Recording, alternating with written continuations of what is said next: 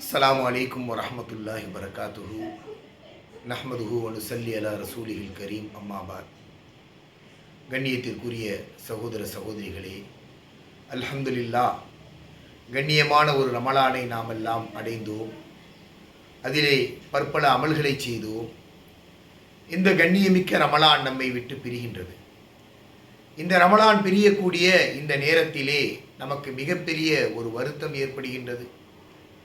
இந்த ரமலானை நாம் நல்ல முறையிலே அடைந்துவிட்டு இப்பொழுது கிட்டத்தட்ட இந்த ரமலான் நம்மை விட்டு பிரிகின்றது என்ற வலியும் ஏக்கமும் நமக்கு இன்று இருக்கின்றது. இந்த ரமலான் நம்மை விட்டு பிரியும் பொழுது ஏன் நமக்கு அந்த வலி ஏற்படுகின்றது? ரமலான் மாதத்தை போன்று எந்த ஏனைய மாதங்களும் நமக்கு அவ்வளவு சிறப்புகளையும் அவ்வளவு நன்மைகளையும் நமக்கு தரவில்லை.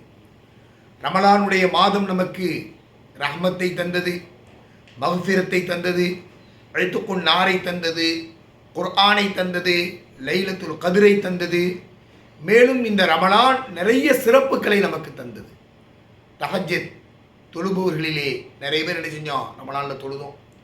தொழாதவர்கள் நிறைய பேர் என்ன செஞ்சோம்? இந்த ரமலானிலே தொழுதோம். அதே போன்று சலாத்துல் லைல், தராவி என்று இந்த ரமலான் நமக்கு என்ன செஞ்சிச்சு? நிறைய நன்மைகளை அள்ளி கொடுத்து விட்டு சென்றது. எந்த அளவிற்கென்றால் நரகத்தினுடைய வாசல் இந்த ரமலானிலே மூடப்பட்டது, சொர்க்கத்தினுடைய கதவுகள் திறக்கப்பட்டது. அந்த அளவிற்கு இந்த ரமலான் நமக்கு நிறைய வளங்களை அள்ளி தந்த காரணத்தினால் இவ்வளவு அமல்களை நமக்கு தந்த இந்த ரமலான் நம்மளை விட்டு பிரிய போகுத அப்படிங்கக்கூடிய ஒரு வலி, ஒரு வேதனை. யா அல்லாஹ், புனிதமான ரமலான் எங்களை விட்டு பிரிகின்றதே என்று நம்ம என்ன செஞ்சோம்? ரொம்ப வருத்தத்திலே நாம் இந்த ரமலானை விட்டு பிரிந்து கொண்டிருக்கின்றோம். கண்ணியத்திற்குரிய சகோதர சகோதரிகளே, இந்த ரமலானை பற்றி பெருமானார் ஸல்லல்லாஹு அலைஹி வஸல்லம் அவர்கள் என்ன கூறுகின்றார்கள் என்றால், நோன்பு வைக்கக்கூடியவர்களுக்கு 2 சந்தோஷம். ஒரு சந்தோஷம் நோன்பு திறக்கும் பொழுது, அடுத்தபடியாக இன்னொரு சந்தோஷம் என்னவென்றால் நாளை ரையான் என்ற சொர்க்கத்திலே அவர்கள் நுழையும் பொழுது என்று சொல்லுகின்றார்கள்.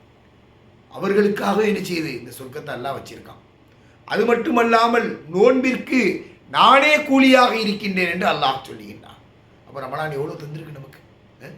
1 2 இது எல்லாத்தையும் விட அல்லாவே நமக்கு கூலியாக கிடைப்பதற்கு ரமலானுடைய மாதத்திலே நாம் நோக்கக்கூடிய அந்த நோன்பு காரணமாக இருக்கின்றது. கண்ணியத்திற்குரிய உறவுகளே, இந்த அளவிற்கு சிறப்பான இந்த ரமலான் நம்மை விட்டு பிரியும் பொழுது அது சும்மா போகல, மேலும் பல அருட்கொடைகளை நமக்கு தந்துவிட்டுத்தான் செல்லுகின்றது. ஏனென்றால் இந்த நல்ல ஒரு ரமலானை விட்டு பிரியக்கூடிய நம்ம மன அழுத்தத்தில் ஆகிடக்கூடாது, மன சிரமங்களிலேயும் கஷ்டத்திலேயும் ஆகிவிடக்கூடாது. எனவே அல்லாஹ் ரப்புல் இஸ்ஸத் இந்த ரமலானுக்கு பின்னால், இந்த நோன்பு திருநாளுக்கு பின்னால் ரமலான் பெருநாளை தந்து ஒரு சில அன்பளிப்புகளையும் அல்லாஹ் நமக்கு தருகின்றான். அதிலே முதல் என்ன? ரமலானுடைய அந்த மாதம் முடிந்ததற்கு பின்னால் ஈதுடைய அந்த இரவில் நாம் கூலி வாங்குவதற்காக தயாராகும். அந்த ஈதுடைய அந்த இரவை என்ன செய்ய போகிறோம்? நாம அதிகமானவர்கள் உயிர்ப்பிப்போம். இதுதான் நம்முடைய கலாச்சாரம், நம்மளுடைய முன்னோர்களின் பழக்கம். ஏனென்றால் இப்னு மாஜாவிலே வரக்கூடிய ஒரு ஹதீஸ் என்ன செய்யுது? இதை மெய்ப்பிக்கின்றது. பெருமானார் ஸல்லல்லாஹு அலைஹி வஸல்லம் அவர்கள் சொல்லுகின்றார்கள், ரமலானுடைய இரவுல நீங்கள் என்ன செய்யுங்க? வணங்குங்கள் என்று நம்மை வலியுறுத்துகின்றார்கள். அப்போ அந்த ரமலானுடைய இரவு என்பது, அந்த கடைசி நாள் ரமலான் பெருநாளுடைய இரவு என்பது, அந்த இரவை உயிர்ப்பிக்கக்கூடிய ஒரு அமல் இருக்கின்றதே, அது நம்முடைய கலாச்சாரத்திலே உரியது. என்றாலும் இந்த ஹதீஸை நம்ம பார்க்குறோம். சிறிது தரம் குறைந்த காரணத்தினால் நாம் இதை எப்படி எடுத்துக்கொள்ள வேண்டும் என்றால், ரொம்ப பிடிச்சிக்கிட்டு கஷ்டப்பட்டு நம்ம என்ன செய்யக்கூடாது. ஏன்னா முழுமையாக அப்படியே முடிச்சுக்கிட்டு இருந்துட்டு காலையில் போய் பள்ளியில் போய் என்ன செய்யக்கூடாது? தூங்கக்கூடாது. ஹுத்பாவிலே தூங்கிவிடக்கூடாது. எனவே நம்மால் முடிந்த அந்த அமல்களை பெருநாளுடைய இரவிலே நாம் செய்ய வேண்டும். அல்லாஹ்ட்ட கேட்கும், யா அல்லாஹ், 30 நாள் நான் நோன்பு வச்சேன், எனக்கு நிரப்பமான கூலியை தா, எனக்கு மன்னிப்பை தா, எல்லா ரீதியிலே நான் என்ன செய்கிறேன்? பலகீனமாக இருக்கின்றேன் என்று அல்லாஹ்விடத்திலே நாம் அழுது துவா செய்து என்ன செய்யணும்? நம்முடைய அமல்களுக்கு, அந்த ரமலானுடைய அமல்களுக்கு முடிவு வைக்க வேண்டும்.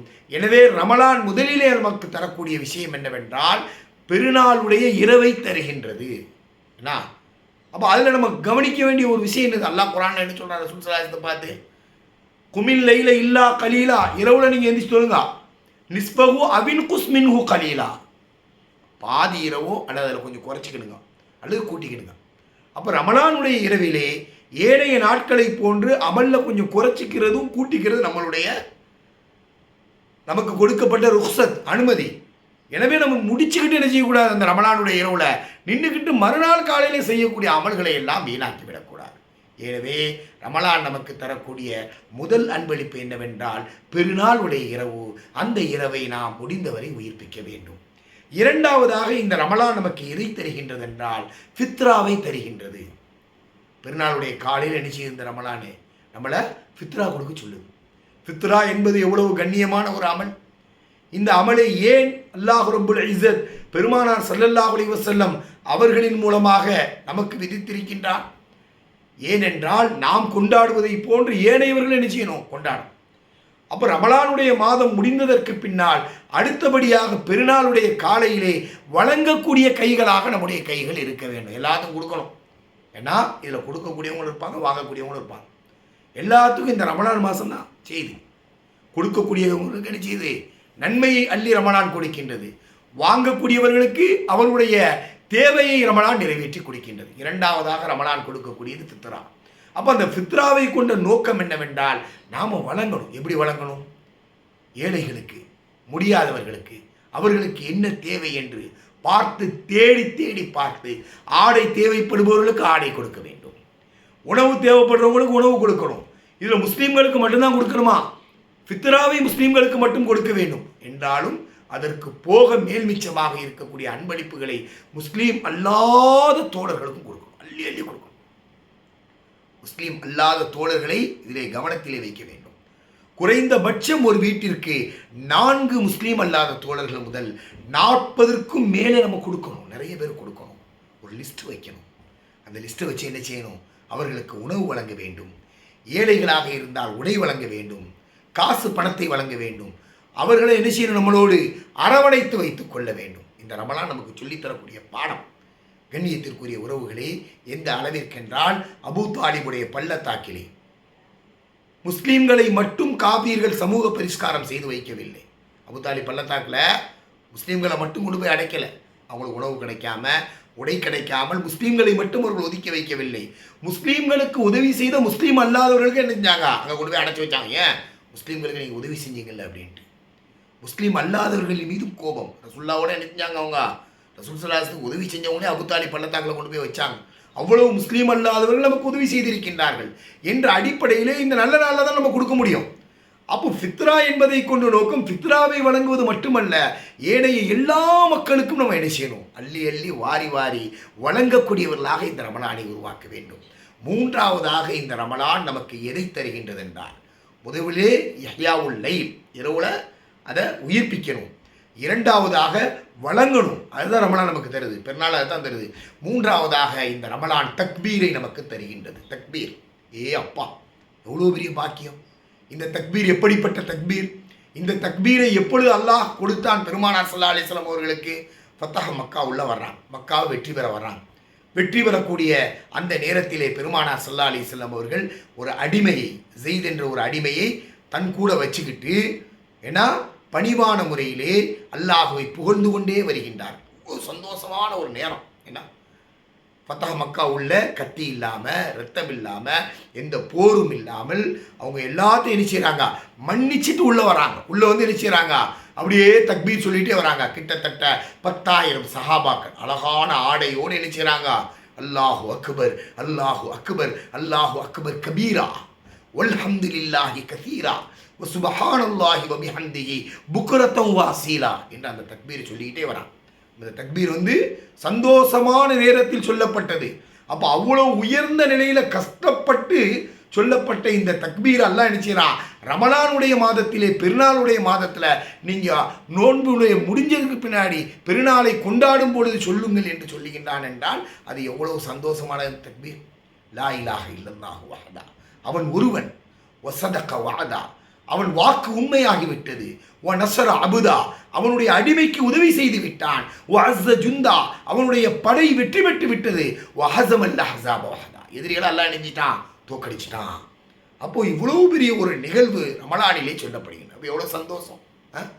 ரமலானுடைய அந்த பெருநாள் நம்ம என்ன செய்கிறோம் சொல்கிறோம். அப்போ ரமலான் நமக்கு கொடுத்தது என்னது? மூன்றாவதாக தக்பீரை கொடுக்கின்றது. ரமலான் சும்மா விட்டுட்டு போல, வண்டி வேகமாக போகுது, டக்குன்னு பிரேக் அடிச்சிச்சுன்னா என்ன ஆகும்? ஆக்சிடென்ட் ஆயிரும்.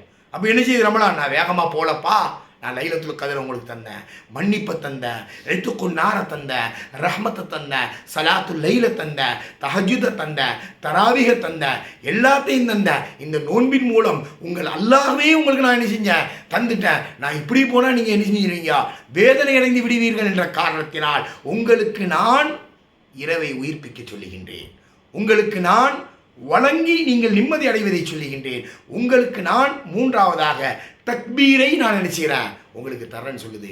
நான்காவதாக இந்த ரமலான் நமக்கு கொண்டாட்டத்தை தருகின்றது. நாலாவது என்ன செய்யுதுங்க? கொண்டாட்டம் தருது. கொண்டாட்டம்னா என்னது? சந்தோஷமாக இருக்கும். மாஷா அல்லாஹ். நமக்கு பிடித்தமான உணவுகளை சாப்பிட்றோம், நமக்கு பிடித்தமான உடையை உடுத்துகிறோம், எல்லாரும் சலாம் சொல்கிறோம், எல்லாத்தையும் போய் நம்ம என்ன செய்கிறோம்? சந்திக்கிறோம், முசாபா செய்கிறோம், வானக்கா செய்கிறோம், ஒருவரை ஒருவர் என்ன செய்து கொள்கிறோம்? கட்டி தழுவிக்கொள்கின்றோம், சொந்த பந்தங்கள் உறவுகளை எல்லாம் பார்க்கின்றோம். அப்படிதானே? இரவு உயிர்ப்பிக்கிறேன்னு சொல்லி இந்த அமலை விட்டக்கூடாது. இது ரொம்ப முக்கியமான அமல். ஒரு நல்ல நேரம், ஒரு நல்ல காலங்கும் போது தான் 4 பேரை போய் பார்க்க முடியும். திடீர்னு போய் நம்ம பார்க்க முடியுமா? ஏதாவது காரணம் இருந்தால் தான் நிச்சயம் முடியும், பார்க்க முடியும். ஆக ரமலான் நாலாவதாக முக்மீன்களுடைய, முஸ்லீம்களுடைய உள்ளத்திலே ஒரு கொண்டாட்டத்தை தருகின்றது. யா அல்லாஹ், புனிதமான ரமலான் எங்களை விட்டு பிரிகின்றது. நம்ம என்ன செய்கிறோம்? ரமலான் முடியக்கூடிய அன்றைய தினத்திலே அழுகின்றோம், கதறுகின்றோம், கண்ணீர் வடிக்கின்றோம். என்னை பாதுகாத்த நோன்பாளிகளே, உங்களுக்கு எதுவும் வீணா போல, உங்களை சந்தோஷமாக நான் என்ன செய்கிறேன்? விட்டுட்டு போகிறேன். அடுத்த வருடம் இன்ஷா அல்லாஹ் உங்களை வந்து சந்திப்பேன் என்று ரமலான் சொல்லுகின்றது. கண்ணியத்திற்குரிய உறவுகளே, இந்த நோன்பு திருநாள் என்பது, இந்த நோன்பு திருநாள் என்பது நமக்கு ரமலானுடைய பெருநாளை நமக்கு தருகின்றது. ஆகவே இந்த ரமலானில் நம்ம என்ன செய்யணும்? அதிகமாக வழங்கணும். முஸ்லீம் அல்லாதவர்களுக்கு வழங்க வேண்டும். ரொம்ப முக்கியமான விஷயம். நம்முடைய அந்த மக்கள் தொடர்பை நாம் பயன்படுத்தி கொள்ள வேண்டும்.